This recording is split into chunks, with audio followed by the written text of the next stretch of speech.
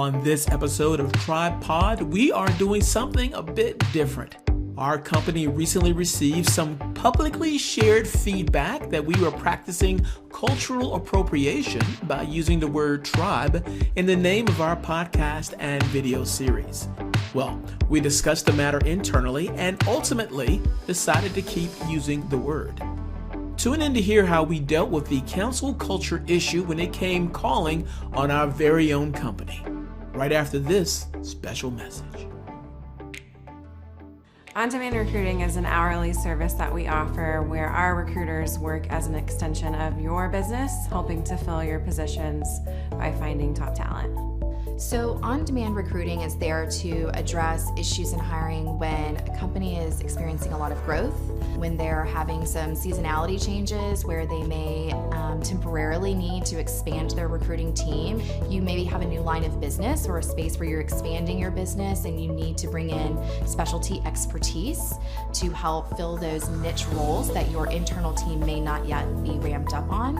Proactive Talent's on-demand recruiting solution is quite different from a lot of the other models that you're going to see in the workplace. Whereas you're going to pay a contingency recruiting firm typically on average around 20%, sometimes up to 30% of the first year salary of the person that you hire. And in that same period of time, you'll spend less than a quarter of that with Proactive Talent's managed on-demand recruiting. For more information on Proactive Talent, visit them online at proactivetalent.com or click the link in the podcast description. Hey, Jim, you got a second? Yes, I do. I was on a project call and totally missed the tribe call. Ooh, you missed a good one. Oh, man. Okay, details. Well, it started off like this. I looked at even Urban Dictionary, right? Urban Dictionary, which is a, if it's going to be a derogatory term, it's going to straight up tell you. The top definition for tribe on Urban Dictionary is a group of friends that become your family. The people that will be there for you no matter what and who you're guaranteed to have a good time with. Although people may not understand how close they are and their relationships with each other, it doesn't matter because they all understand it and love each other. That, to me, like I couldn't describe our group any better than that. Yeah, I am sorry I missed that. It's all everyone was talking about on Slack. What did you have to say about it? Well, my opinion was what did I say? Yeah, I said this. Jim, what have you found? My take on it is that if we were to change it, would be to bend to cancel culture. Mm-hmm. Things that are offensive today weren't necessarily offensive yesterday. And if we were to change something today because one person was offended, we'll be changing something forever. Like, for example, at one point, people were saying that milk was offensive or racist at one point. Rutgers were saying recently, Rutgers University had this story out about how they were changing their grammar rules because the grammar of proper English was somehow racist and offensive to people. Trader Joe's recently had some backlash about changing some of the names of their packaging because a high school student got a petition together of fellow high schoolers to petition that Trader Joe's change the names of its products. Initially, they said yes, but then they thought about it and said no. Plus, their customers thought it was kind of silly. So I don't see this as a hill to die on, so to speak. I don't really see it as something that we should change. And I think that if we were to give in to this one complaint, that we're just setting ourselves up to change things on down the road. At one point, the name Karen wasn't offensive.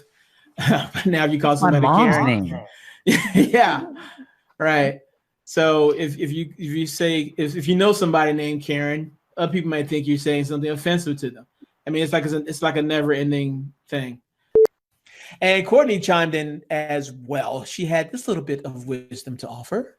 And I was just going to add, not only from a historical perspective, but from a psychological and sociological perspective, which is sort of my space. And Will, to your end, you went and looked at sort of history and things like that. And I went to psychology and sociology, and I said, what is the norm there?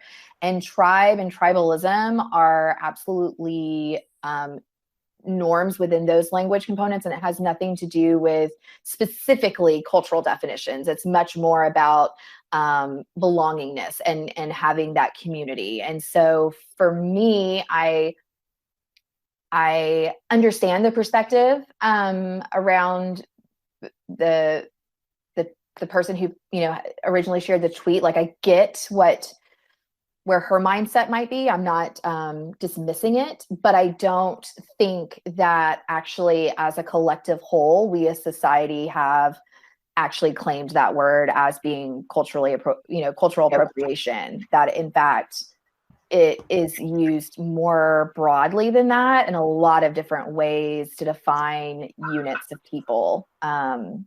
So for me, I definitely land on the side of, I don't know that we need to change that, because I think we do use it explicitly as, you know, the word is intended and defined and sort of generally accepted from a larger population perspective. Okay, so I think I'm missing something. Tell me again what set off this controversy. Well, it was this Twitter thing. Well, you know what? I'll let Will tell. Yeah. Has everyone seen sort of the tweet in question that kind of brought up this conversation on station? Essentially, it was on the day, or it was like within a couple of days of us launching the podcast and then the newsletter going out. An influencer in the space who happens to be a competitor, keep that in mind too, from a content production standpoint, tweeted, "Recruiting agencies, just so you know, we're not using the word tribe anymore. That includes your newsletter, your podcast, or anything. We're just not." Speaking on behalf of all, I guess, angered individuals of the PC world. And so, you know, I didn't notice until somebody said it, and then I kind of responded like, well, you know, kind of respectfully disagree there. And wow, like, you know me, if you had feedback on our naming, like maybe you could just talk to me about it. I might be able to, you know, that might be more effective than trying to publicly humiliate your competitors. So where was everyone at on this? Same page or? Well, yeah, for the most part, the conversations went like this. So I did originally when it first came out, because I was kind of like in that presence of, you know, they're canceling the Washington Redskins and changing those names and all that kind of stuff. So I was like, okay, well, let's dive into this some more. And yes, there are differing opinions out there, but it's few and far between. It's definitely not an overwhelming like, oh, you should not do this. And in fact, doing more research, I kind of disagree with the argument that you should not do this. Like, I actually think that it's completely acceptable to use the term tribe, and as long as people are using it in the right context. And I have yet to find a single company out there that's using tribe in the wrong context. And that means, like, I found a real estate firm that's here in Austin that called themselves, that the word tribe is in their title of their company. And they have a tribe page where it really talks about the fact that they are all one unit working together for a collective goal. And that's basically what the definition of a tribe is. It has nothing to do with a specific Native American tribe. It's tribe as a group of individuals. And so I started really moving from, yeah, we need to really have a conversation around changing it, to we embody exactly every definition of what the tribe is. We communicate as if we are a tribe. We talk about it in all the right ways.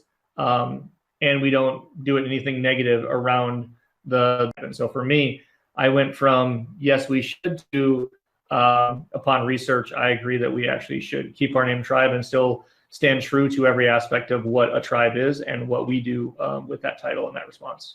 I don't know that we need to take it that seriously. I feel like she just dive bombed a, criticism against a competitor. I mean, I think, if to your point of having a little bit more messaging around it, just like a sentence within the about us. But I think to do a whole blog post. It just makes it bigger than it should be. So it was pretty much a done deal? Not really. I have mixed feelings about it.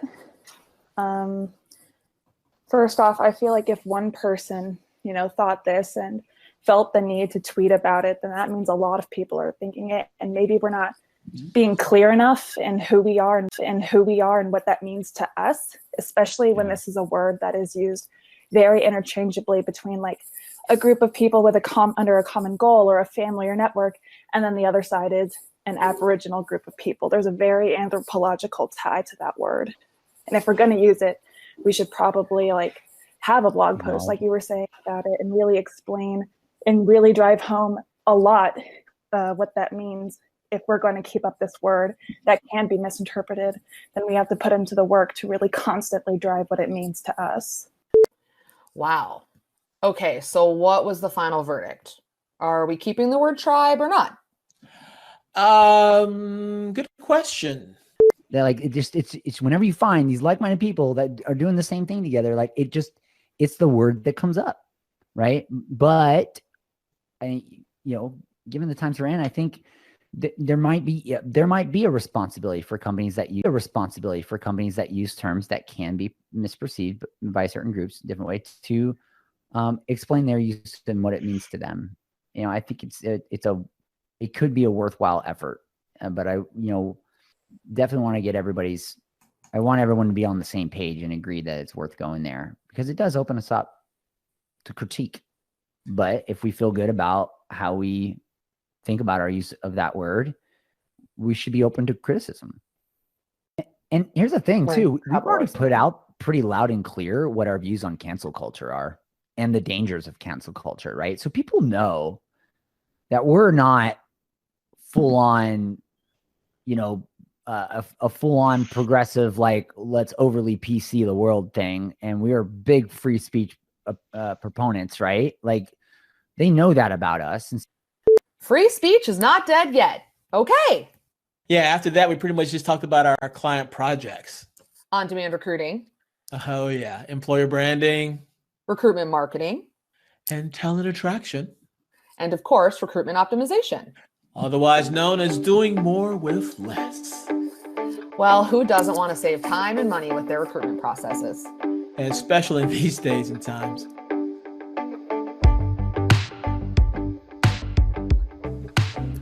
Dear listener, if you have any feedback concerning this or any episode of Tribepod, we would love to hear from you. Reach out to us via email at tribepod@proactivetalent.com. Operators are standing by. Also, just as a FYI, in that very meeting just shared, we had the idea of converting the recording of our meeting into the podcast you are listening to now.